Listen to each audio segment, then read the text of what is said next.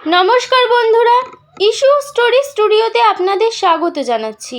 আপনাদের সামনে আমি উপস্থাপন করছি বিখ্যাত লেখিকা ফাতেমা আক্তারের লেখা ভয়ঙ্কর অভিজ্ঞতা নামক অসাধারণ গা ছমছমে ভৌতিক গল্পটি। তো চলুন বন্ধুরা, এবার শুরু করা যাক। ময়মনসিংহে আমার জন্ম, এসকে হাসপাতালের পিছনে। আব্বাজানের কাছে প্রায়ই শুনতাম আমাদের বাড়ির পিছনেই নাকি লাশ ঘর আছে। দুষ্টুমি করলে আম্মা ভয় দেখাতো, বলতো ফয়জুল ওইদিকে ভূত আছে, দুষ্টুমি করছিস এক্ষুনি তোকে ধরে নিয়ে যাবে। ছোটবেলার সেই কথাগুলো এখনো আমার মনে আছে। হাসি পায় সেসব কথা ভেবে। কি ভয়টাই না পেতাম।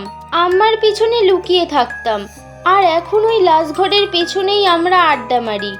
আমি, ফারুক, লুৎফর এবং আরও অনেকে। লুকিয়ে সিগারেট খাওয়ার উৎকৃষ্ট জায়গা, জনমানব শূন্য এলাকা। লাশঘরের দরজার সামনেই বিরাট একটা বটগাছ। সেই বটগাছের ছায়ায় আমরা থাকি, গল্প করি, তাস খেলি। সেদিন ছিল শনিবার। দুপুর গড়িয়ে বিকেল হয়ে গেল। এতক্ষণ বাড়িতেই ছিলাম। বাড়িতে শুধুই আমি একা। ফতেমার শাদি। ফতেমা আমার চাচির মেয়ে। চাচা নেই। আব্বাজানি শাদির ব্যবস্থা করেছে। সেই শাদিতে আমি ছাড়া সবাই গেছে। শুয়ে বসে সারাটা দিন কাটালাম। সময় আর কাটে না।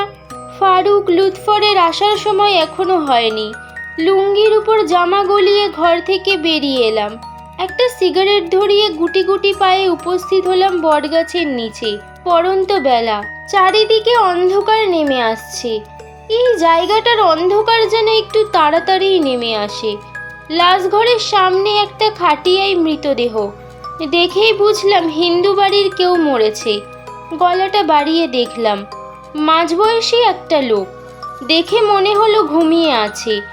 পা থেকে গলা পর্যন্ত সাদা চাদরে ঢাকা, বুকের উপর ফুল ছেটানো। দুজন লোক সাজাচ্ছে। একজন পকেট থেকে 2 শিশি আতর বের করে মৃতদেহের সারা শরীরে ঢেলে দিল। গন্ধটা আমার নাকে যেতে আমি নাকে হাত দিলাম।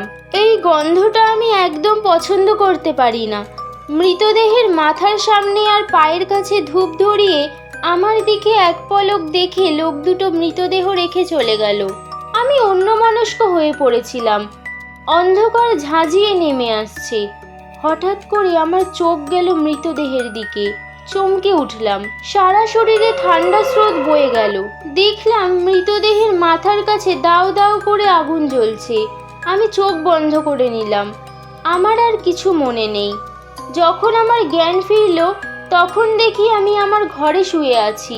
আমার পাশে আম্মা, আব্বা, ফারুক, লুৎফরও ছিল। আমার জ্ঞান ফিরলে ওরা হাফ ছেড়ে বাঁচল। ফারুক বলল, যা ভয় পেয়েছিলাম বাঁচালি। পরে জানতে পেরেছিলাম আসল ঘটনার কথা। ধূপ থেকে আগুন ধরে গিয়েছিল মৃতদেহের চাদরে। সে যাই হোক, এরপর আর কখনো আমি লাশ ঘরের কাছে যাইনি। এখানেই শেষ হলো গল্পটি। গল্পটি ভালো লেগে থাকলে লাইক এবং শেয়ার করুন।